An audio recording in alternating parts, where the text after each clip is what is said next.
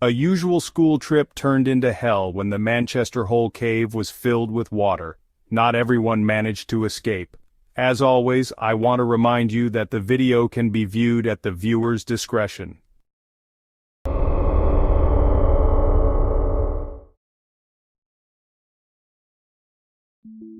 Who doesn't love nature walks or hiking with friends?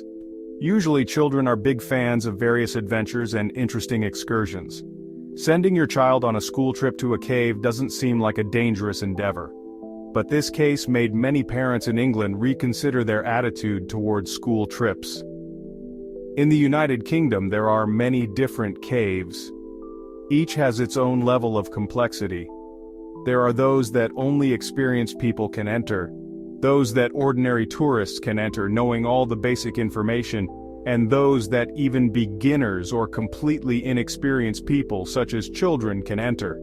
In such caves usually nothing happens, and therefore in the opinion of many, nothing will happen. All routes are simple and understandable.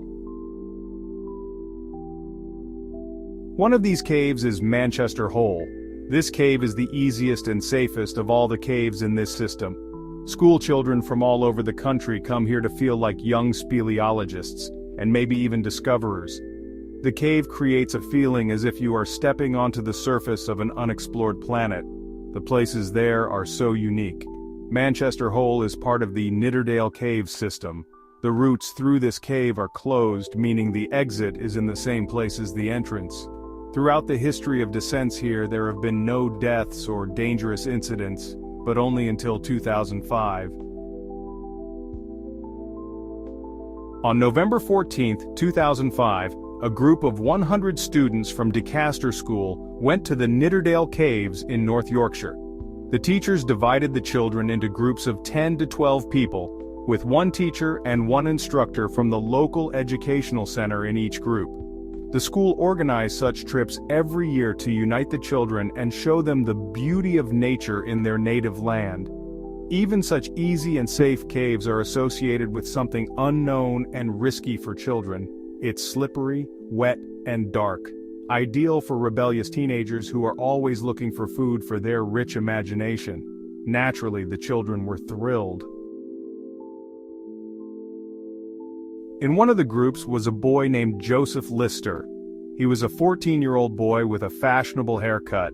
He was loved by girls, and he was considered a local star. Joseph played football, swam well, studied well, and excelled in everything. The boy had many friends, most of whom were his classmates. Joseph was from a small town of Stefan, where he lived with his parents, Paula and Martin Lister. The boy couldn't wait to explore the mysterious cave with his friends. They had already heard about the trip from older students, and they were looking forward to their turn. Joseph walked in a group of 11 children with a math teacher, an instructor, and a 17-year-old volunteer from the educational center. It turned out that there were slightly more adults than there should have been. The group decided to go on a less popular route as the main entrance to the cave was slightly flooded, and they decided not to risk it. Slightly flooded means that the water was just above the ankle. The chosen route passed through a less explored part of the cave system. Although groups rarely went there, it was still simple. There was about 10 centimeters of water throughout the cave, which is a common phenomenon for Manchester Hole. The children wore special rubber boots on their feet and wore waterproof suits. The water in the cave was icy. One of Joseph's classmates later recalled that day, calling the water temperature awful. What could you expect from underground water in November? Moreover, that was the essence of the adventure.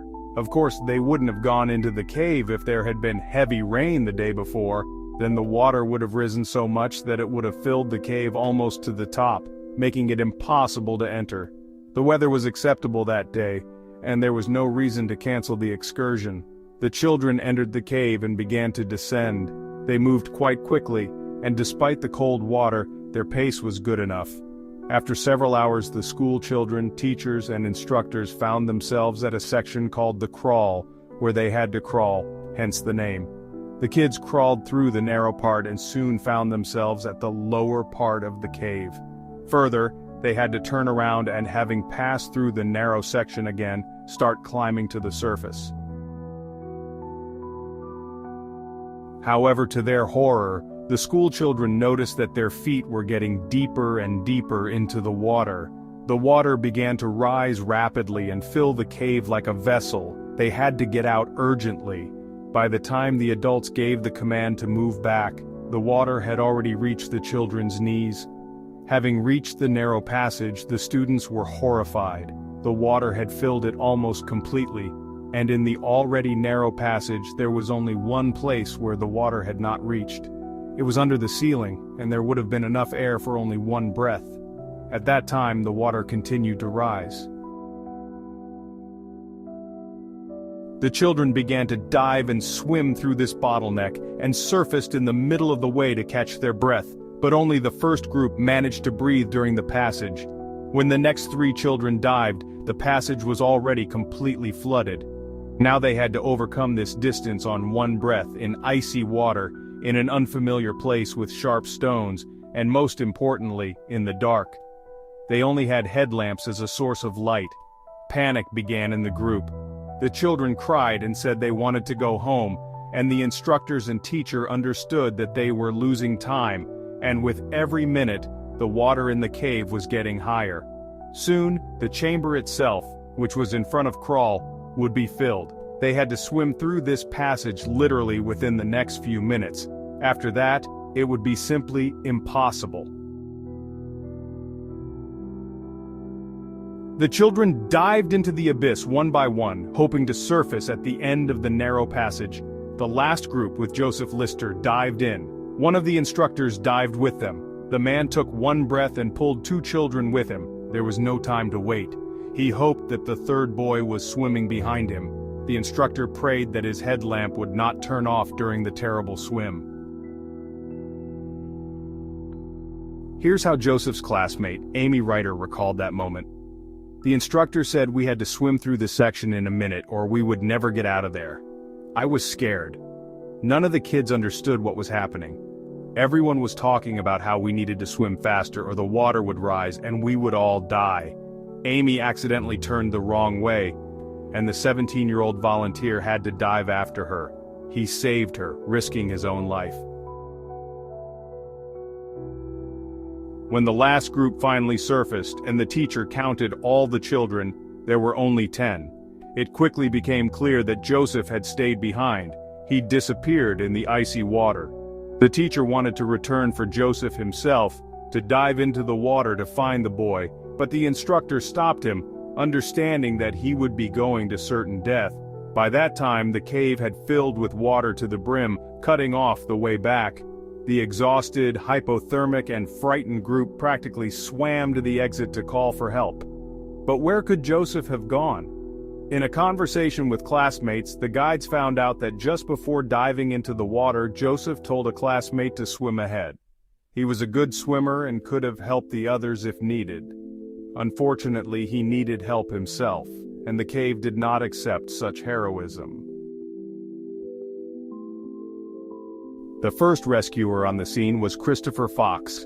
He often visited Manchester Hole and knew these caves like the back of his hand. He dived into the icy water alone without waiting for the rescuers, understanding that every second counted. The water had already begun to recede by that time, and the cave again looked quite hospitable, as if nothing had happened. As he descended, the rescuer saw a pair of rubber boots floating in the water, which was up to his ankle. Fox hoped to find a shivering boy nearby, frightened and alive. But the hope for a miracle instantly dissolved. On the rocky bottom, covered with a thin layer of icy water, Joseph lay face down. He was no longer breathing. Fox grabbed him and started shaking him, but the boy did not react. Christopher managed to lift the teenager and carry him to the exit of the cave, where medics and rescuers were already waiting. The boy was taken to the hospital. Joseph's lungs were filled with water. The doctors tried to bring the boy back to life, but his body temperature had dropped so much that it was impossible to warm him up and restart his heart. That evening, the doctors had no choice but to pronounce him dead. This happened when Joseph's body was on a hospital bed, surrounded by his family. But what happened to the unfortunate boy? Most likely, Joseph died due to a silly accident. While swimming through the narrow passage, he got his foot caught on sharp stones. Perhaps his foot got stuck between the stones and he suffocated trying to free it. Perhaps that's why his rubber boots were found separately. But how did it happen that the cave, which was always considered safe and easy, suitable for beginners and teenagers, filled with water so quickly? Water could have appeared in the cave for only two reasons: due to a downpour or from a nearby reservoir. There were no rains on the eve, the weather forecast was checked. Who is to blame for the tragedy? A few days ago there was rain after all, but it was more than 4 days before the excursion, and the ground had time to dry by that moment. But the downpour was so strong that it filled the reservoir, which was formed during the construction of a dam nearby. This reservoir was literally overflowing. One passerby filmed how water due to wind spills over the edges of the dam, and all the water that spilled from the dam got not only over the edges but also into cracks and crevices, and from there, to underground caves where the children were. Each gust of wind sent dozens of liters of water into the cave, so it filled up so quickly. By tragic coincidence, Joseph Lister with his friends was there. When the wind died down, the water from the cave was able to go deeper into the ground. Parents of teenagers wrote a complaint to the center that organized the excursion. In their opinion, they were the ones guilty of Joseph's death. They should have checked the water level in the reservoir.